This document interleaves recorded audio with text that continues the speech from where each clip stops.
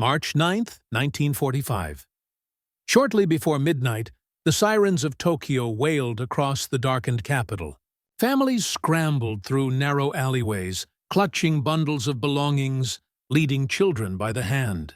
Some rushed into shallow bomb shelters dug hastily beside their homes. Others pressed wet cloths to their mouths and crouched in school basements. Above them, the night sky thundered with a distant drone, the heavy engines of hundreds of approaching aircraft. At 12:08 a.m., the first formation of American B-29 Superfortresses crossed over Tokyo Bay. Flying lower than ever before, at altitudes of less than 7,000 feet, they carried a new and terrifying weapon, M69 incendiary cluster bombs. Each bomber was loaded with canisters designed to burst open mid-air, scattering napalm-filled bomblets that would cling to rooftops, walls, and human skin alike. Unlike high-explosive raids that targeted factories and rail yards, this mission had a singular, chilling objective: to set the city itself ablaze. The bombs began to fall. From the first wave, entire blocks of the Shitamachi district erupted in fire. Wooden homes, packed tightly together, ignited as if soaked in oil. Sparks leapt from house to house, while the paper walls and tatami floors of traditional dwellings became instant kindling. Survivors later recalled that within minutes the flames rose so high they blotted out the stars. The raid had been meticulously planned. Nearly 280 B-29s of the XD Bomber Command poured wave after wave of incendiaries over the eastern wards of the city. Pilots navigated by radar and rivers, using the Sumida as a guiding line into the heart of Tokyo. The bomb pattern was deliberate, a vast X across the city, designed to trap residents within a ring of fire. Once the flames took hold, subsequent waves concentrated their loads on the already burning zones, feeding the inferno until the firestorm could sustain itself. On the ground, the effect was apocalyptic. Heat intensified to over 1,800 degrees Fahrenheit.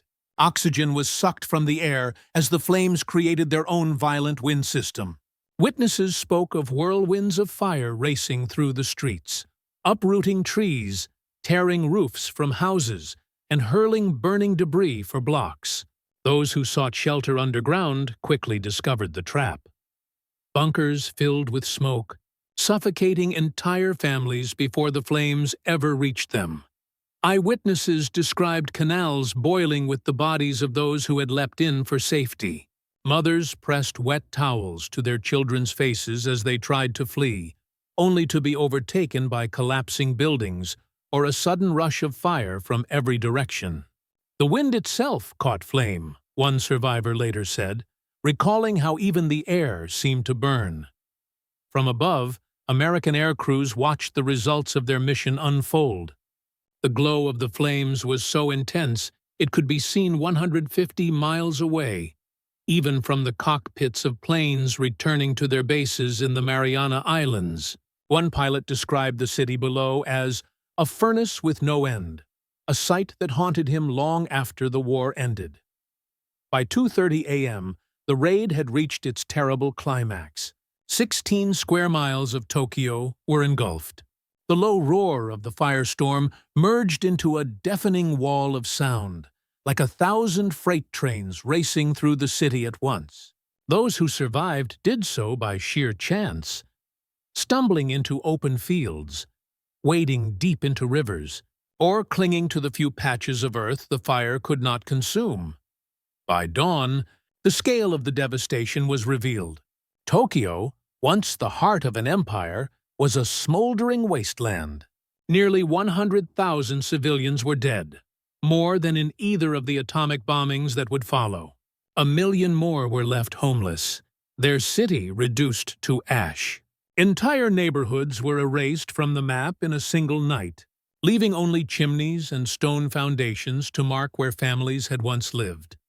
The firebombing of Tokyo was, and remains, the deadliest single air raid in human history. Yet, for all its horror, It was only the beginning of a campaign that would incinerate city after city across Japan. On that March night, the rules of war had shifted. From targeted strikes against industry to the wholesale destruction of urban life. The chapter closes with an image of silence, dawn light breaking over a ruined capital, smoke rising from charred ruins, and the cries of survivors searching for loved ones amid the rubble. Tokyo, the seat of the Japanese Empire, had been brought to its knees in a single night of fire. The question now hung in the air. Why had the war come to this point? And what drove the decision to unleash such devastation? The silence of dawn that followed the inferno belied the fragility that had long existed beneath Tokyo's surface.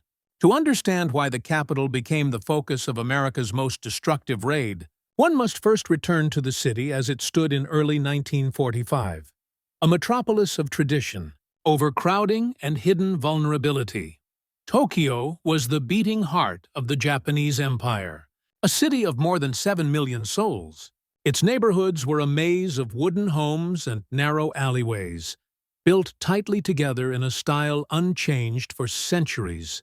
Paper screens divided houses, tatami mats lined floors, and cooking fires burned in open stoves. The very fabric of the city was flammable. In winter, kerosene lamps and charcoal braziers warmed families against the cold, while tiled roofs and bamboo fences turned whole districts into tinderboxes waiting for a spark. Urban planners had long feared fire. Earthquakes in the past had revealed how quickly Tokyo could vanish in flames. But few could imagine destruction on the scale modern war would soon deliver. By 1945, the empire Japan had fought so fiercely to expand was crumbling. The war in the Pacific had turned decisively against them. American forces had captured the Mariana Islands the previous year, giving the U.S. Army Air Force's new forward bases within striking distance of Japan's home islands. From runways in Saipan, Tinian, and Guam, the massive B-29 Superfortress bombers could now reach Tokyo with deadly precision. The thunder heard faintly above the city's skyline was the sound of an empire's reckoning approaching on silver wings. For Tokyo's citizens, daily life had grown desperate. Food was scarce. Rice, once the staple of every meal, was rationed to pitiful amounts, replaced with barley, millet, or even acorns. Children carried metal lunchboxes filled with meager scraps. Women queued for hours outside markets, often to find shelves already bare. Blackouts became routine. As night fell, lamps were extinguished, curtains drawn tight, and streets plunged into darkness to confuse enemy bombers. Families crouched in narrow shelters during frequent air raid drills, clutching gas masks and buckets of sand, practicing for attacks many still believed might never come.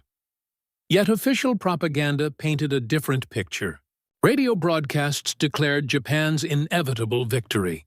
Posters and pamphlets urged citizens to work harder, endure more, and resist the American devils. Newspapers minimized the losses abroad, presenting battles in the Philippines and Iwo Jima as glorious sacrifices rather than crushing defeats. Many believed, or at least pretended to believe, that the emperor's divine will would protect them. But whispers in kitchens and schoolyards told another story. Fear, fatigue, and resignation spread with every passing day. Across the Pacific, the American air campaign had already shifted in philosophy.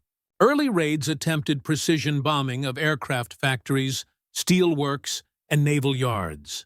But Japan's dispersed cottage industries, often hidden within residential districts, rendered such tactics ineffective. Small workshops in wooden homes produced parts for aircraft, uniforms, or munitions. Destroying the factories alone could not halt Japan's war machine. The machine was interwoven into the very fabric of its cities. It was here that General Curtis LeMay took command of the WWII Bomber Command. A stern, uncompromising strategist, LeMay believed the war could be shortened and American lives spared by breaking Japan's capacity and will to fight. High-altitude raids had proven inaccurate, plagued by jet stream winds and cloud cover. LeMay's solution was radical. Low-altitude, nighttime incendiary attacks aimed not only at industry, but at the cities themselves. "If you kill enough of them, they stop fighting," he later explained with chilling bluntness. Tokyo, with its dense construction and symbolic significance, became the first and most obvious target. For the people of the city, such calculations were invisible. They lived lives of weary endurance, carrying water in wooden pails, tending to gardens grown between bomb shelters, and sending sons and husbands off to a war many would not survive. Children played in streets now scarred with sandbags and air raid posts. The faint rumble of distant aircraft overhead was both a reminder of the enemy's reach and a foreshadowing of the destruction yet to come. The ancient capital had survived earthquakes, floods and fires before, but in the winter of 1945, it was unprepared for the fury of modern warfare. Tokyo was a city waiting, a wooden giant vulnerable to flame, standing on the brink of its darkest night.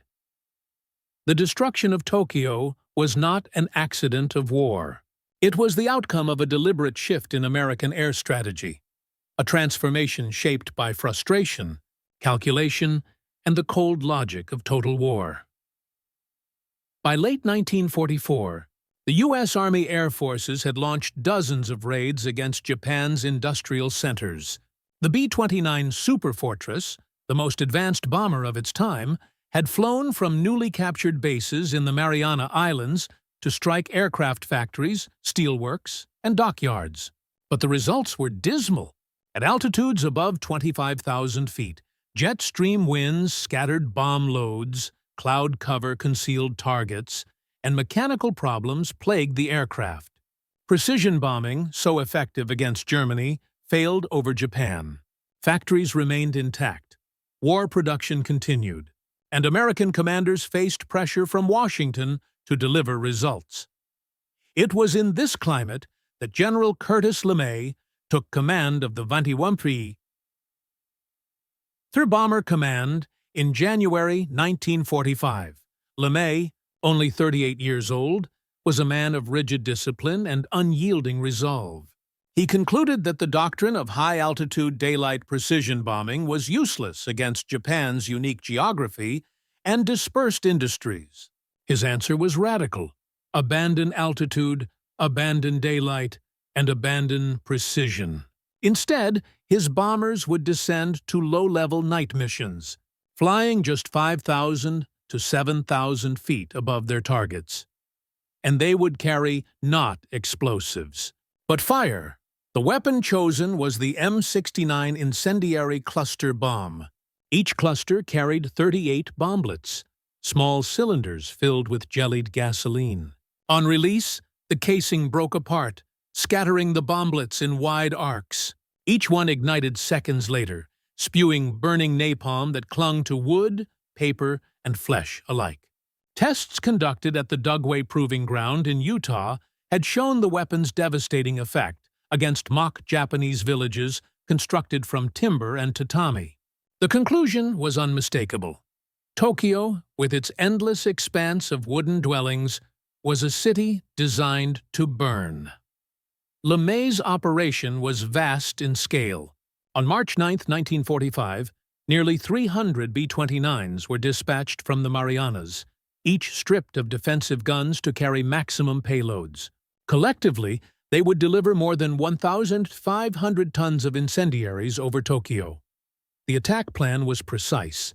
The first wave would carve fire lanes in an X pattern across the city, igniting initial blazes. Subsequent waves would saturate the burning zones until the flames merged into a single inferno. "We wanted to create a conflagration," one pilot later recalled, "something no fire brigade in the world could contain." This was more than a military tactic. It was a strategic gamble. American intelligence understood that Japanese war production was not confined to large industrial plants. Thousands of small workshops, often run from homes, contributed to the manufacture of aircraft parts, uniforms, and munitions. By destroying entire neighborhoods, the U.S. hoped to cripple the decentralized network that fed Japan's war machine. Yet the cost would be borne not by soldiers, but by civilians. The moral weight of the decision was clear even then. Critics within the U.S. military worried that targeting civilian populations blurred the line between combatant and non-combatant. But for LeMay, the calculus was simple. Japan's leaders had shown no sign of surrender, and every month the war continued meant more American dead in the Pacific. If burning cities could shorten the conflict, then fire itself became a weapon of necessity. If you kill enough of them, they stop fighting, LeMay bluntly observed after the war, a remark that still casts a shadow over his legacy. Japanese leaders, meanwhile, understood the danger. Reports from earlier incendiary raids on Nagoya and Osaka had revealed the vulnerability of wooden cities. Civil defense units were organized, water buckets distributed, and evacuation drills enforced. Yet even they recognized the impossibility of defending Tokyo against hundreds of bombers. One Japanese officer admitted afterward that once the firestorms began, "We were helpless. The city was built for peace, not for war." As the bombers assembled on the runways of Saipan and Tinian, ground crews loaded each bay with cluster after cluster of M69s. The crews knew what awaited Tokyo. Some voiced unease at the scale of destruction they were about to unleash, but most followed orders in silence. For them, the mission meant a chance to strike directly at the enemy's capital, to bring the war one step closer to its end. Thus, by the evening of March 9th, the stage was set. Engines roared across the Pacific night as silver bombers lifted into the air, their bays crammed with fire. The plan was in motion, a calculated act of devastation designed to turn Tokyo into an inferno. The bombers came in low over Tokyo Bay just before midnight. Their engines throbbed through the night sky, a steady mechanical hum that grew louder as formation after formation approached the city. Below them, Tokyo lay in near-total darkness, its streets blacked out, its people huddled in shelters, waiting. But the silence of the capital was broken in an instant. The first wave of B-29 Superfortresses released their loads, and the sky erupted. Canisters of M69 incendiaries burst open mid-air, scattering thousands of bomblets across the eastern districts. They pierced through rooftops and burst inside homes, spraying jets of flaming napalm that clung to walls and floors. Within minutes, blocks of the Shitamachi district were ablaze. Flames leapt from one wooden house to another with terrifying speed, fanned by strong winds that swept inland from Tokyo Bay. As more bombers arrived, the pattern became clear. They laid their incendiaries in deliberate lanes, carving fiery lines across the city. The first strikes isolated neighborhoods. The following waves filled them in, until fire merged with fire and an unstoppable conflagration began to spread. By 1 a.m., the low rumble of the raid had transformed into a roaring wall of sound. The birth of a firestorm. On the ground, firefighters scrambled to respond. Armed with bamboo ladders, leather buckets, and hand pumps, they fought to contain blazes that instantly outmatched their tools. The heat grew so intense that water thrown from buckets evaporated before touching the flames. Wooden fire stations themselves ignited, collapsing with crews still inside. The fire came like a moving wall, one survivor recalled years later, and no one could hold it back. Families fled into the night, carrying children on their backs, clutching bundles of clothing and rice. Many rushed toward canals and rivers, believing water offered safety. But the sheer heat turned waterways into death traps. Canals boiled as flaming debris rained down. Thousands drowned or suffocated in the crush of panicked citizens jamming bridges and riverbanks. Eyewitnesses later described canals clogged with bodies, floating in silence as the city around them burned. Others sought refuge in air raid shelters dug into the earth. Yet these too became tombs. As the firestorm consumed oxygen, the air underground turned toxic. Entire families suffocated in sealed bunkers, never touched by flame. For those outside, survival meant constant movement, running ahead of advancing walls of fire, diving into shallow ditches, or lying flat in open fields where the flames could not follow. Above the city, American air crews saw the devastation unfold. At their low altitudes, many pilots could feel the turbulence from the rising columns of superheated air. Some planes were tossed violently as they passed through updrafts created by the flames below. The glow of the burning capital was visible from hundreds of miles away. One crew member later admitted, "It was as if the whole horizon was on fire." By 2:30 a.m., the firestorm had consumed vast swaths of Tokyo. Winds of hurricane force whipped flames into spirals, lifting entire roofs into the sky before hurling them back to Earth. The sound was unlike anything witnesses had ever heard. Survivors compared it to 1,000 trains rushing past, or to the Earth itself tearing open. Entire districts vanished in hours. The destruction was indiscriminate. Schools, temples, and homes burned alike. Industrial workshops collapsed in the same flames as noodle shops and tea houses. Hospitals, already overwhelmed, were reduced to rubble, their patients carried out only to perish in the open streets. The old wooden neighborhoods of Koto and Cho wards, once bustling with artisans and merchants, were erased from the map by dawn. When the last bombers turned for home, Tokyo was no longer a city, but a smoldering plain. 16 square miles of the capital had been reduced to ash. Nearly 100,000 civilians were dead, and more than 1 million were left homeless. The attack had achieved what American planners intended: the destruction of industry and morale in a single night. Yet its human cost defied comprehension. As daylight broke on March 10th, survivors stumbled through the ruins. The air reeked of charred wood and flesh. Chimneys stood as lonely markers where homes had been. In the silence that followed, the cries of children echoed through the debris, searching for parents who would never return. The firebombing of Tokyo was unlike any attack the world had yet seen. It was warfare transformed into an act of elemental destruction, fire used not as a weapon of precision, but as a force of nature unleashed by human hands. And though the raid had ended, its consequences were only beginning to unfold.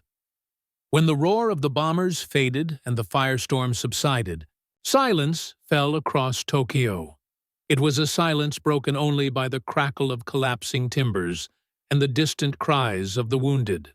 In the gray light of dawn, survivors emerged from cellars, ditches, and riverbanks to face a city transformed into ash. For them, the memory of that night would never fade, etched in their diaries, their voices, and the haunted looks in their eyes.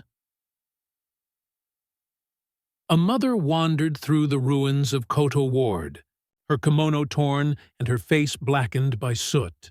She searched desperately for her 2 children, calling their names into the rubble. She later recalled how the morning air was filled not with birdsong, but with the sound of people crying. Out for lost family members. Everywhere she turned, there was devastation. Foundations where homes once stood, streets paved with ashes, and the eerie silence of lives extinguished in an instant. Japanese soldiers stationed in the city joined civilians in digging through the smoldering ruins. They carried spades and bare hands alike, searching for any sign of life beneath collapsed houses. More often than not, they unearthed only charred remains. One soldier wrote in his journal that he lifted tiles from a ruined house to find a family still huddled together, their forms fused by the heat. They had died holding one another, he noted somberly, as if trying to protect themselves from fire itself. Hospitals, already strained by years of war, faced scenes of almost unimaginable horror. Doctors and nurses stood overwhelmed as thousands of burned and suffocating victims poured in. Supplies of bandages, morphine, and antiseptics were exhausted within hours. Many patients were laid on the ground outside, tended only with buckets of water and torn sheets. A nurse later recounted how she could do nothing but hold a young boy's hand as he whispered for his mother before succumbing to his injuries. For many caregivers, the helplessness of that day remained the most haunting memory of the war. Amid the ruins, survivors improvised. Some used bamboo poles as stretchers, carrying the injured through blackened streets. Others searched riverbanks for loved ones who had sought refuge in the water, pulling bodies from the shallows. The stench of burned flesh filled the air, clinging to every breath, every movement. One survivor wrote years later that the smell of ash and smoke returned to him whenever he lit a fire. Even decades after the war, children, too young to comprehend the magnitude of the destruction, wandered through the devastation in shock. Many had lost entire families overnight. Teachers and neighbors gathered orphans where they could, herding them into makeshift shelters.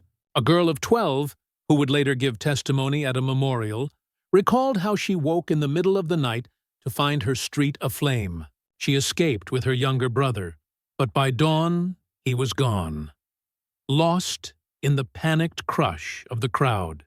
"I never found him," she said softly. "I searched for years," yet amid the sorrow, resilience emerged. Communities formed out of necessity. Survivors shared food, offered shelter, and dug wells in the ruins to replace those poisoned by ash. Priests led prayers among the charred remains of temples. Families rebuilt makeshift homes out of corrugated tin and salvaged wood. These acts of endurance, however small, spoke to the determination of a people who refused to vanish with their city. For those who lived through that night, testimony became a duty. Many survivors later gave interviews or recorded their memories so future generations would not forget. They spoke not in anger but in sorrow. Describing the night, the capital of Japan was reduced to embers, and the humanity of its people tested beyond measure. Their voices, trembling yet resolute, transformed statistics into faces and names, into mothers, fathers, children, and neighbors whose lives had been erased in hours. As Tokyo smoldered in silence, the survivors carried within them both the scars and the strength of endurance.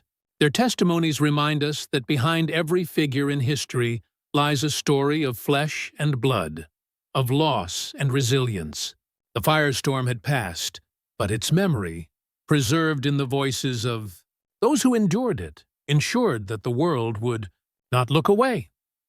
The firestorm that consumed Tokyo on the night of March 9th into the morning of March 10th left behind a city unrecognizable.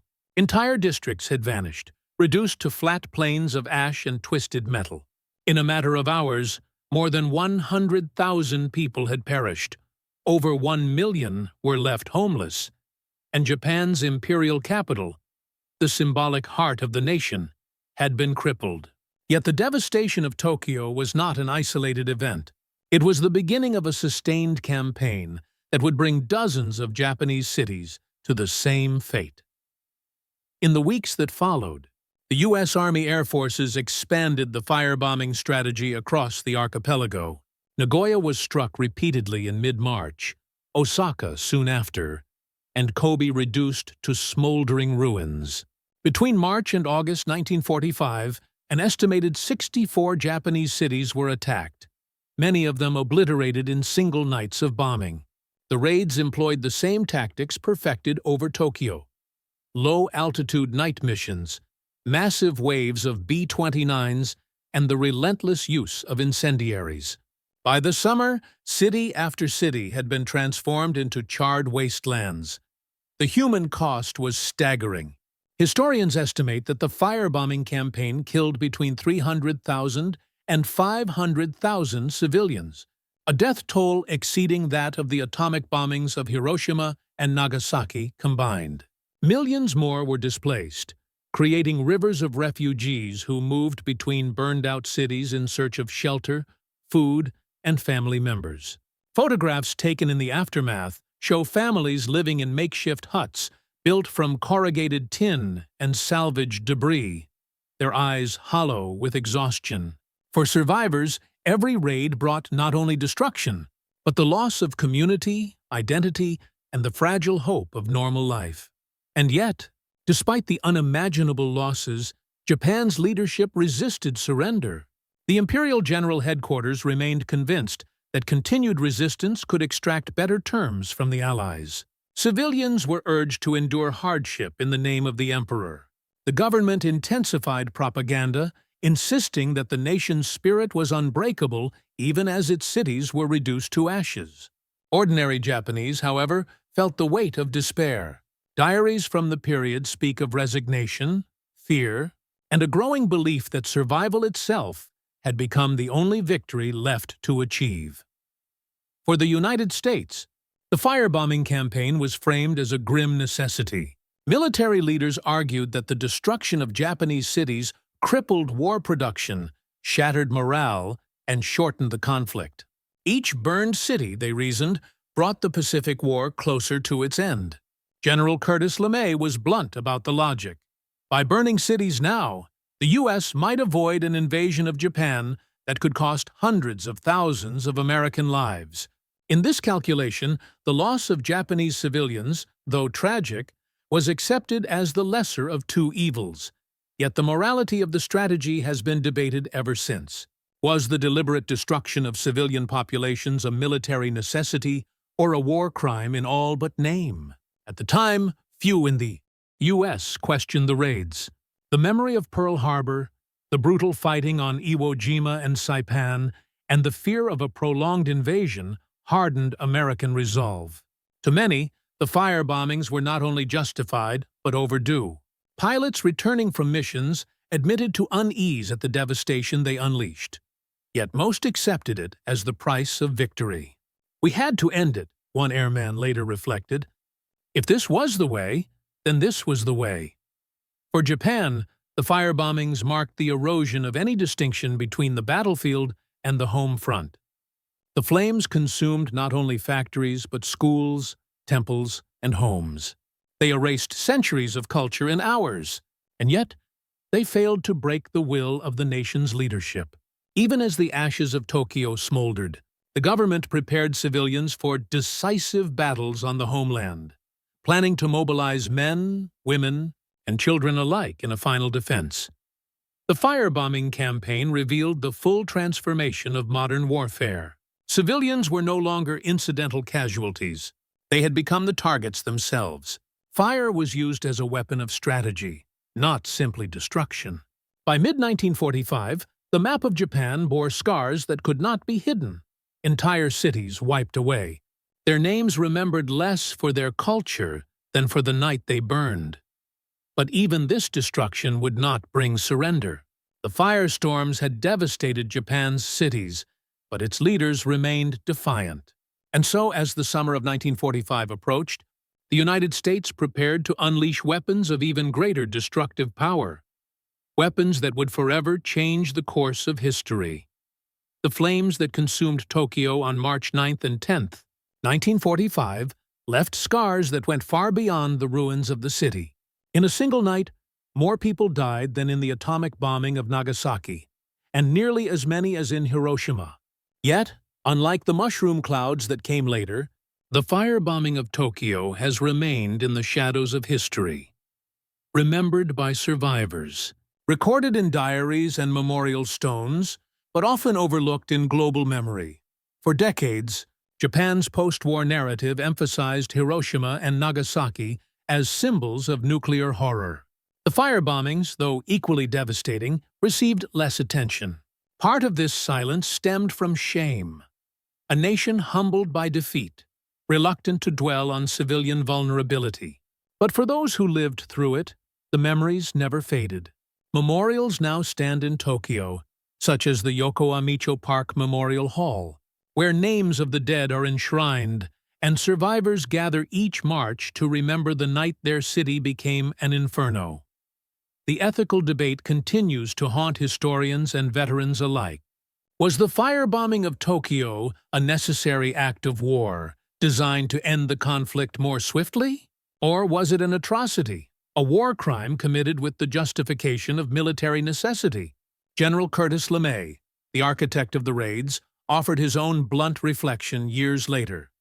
Had the Allies lost the war, he said, he and his men might have been tried as war criminals.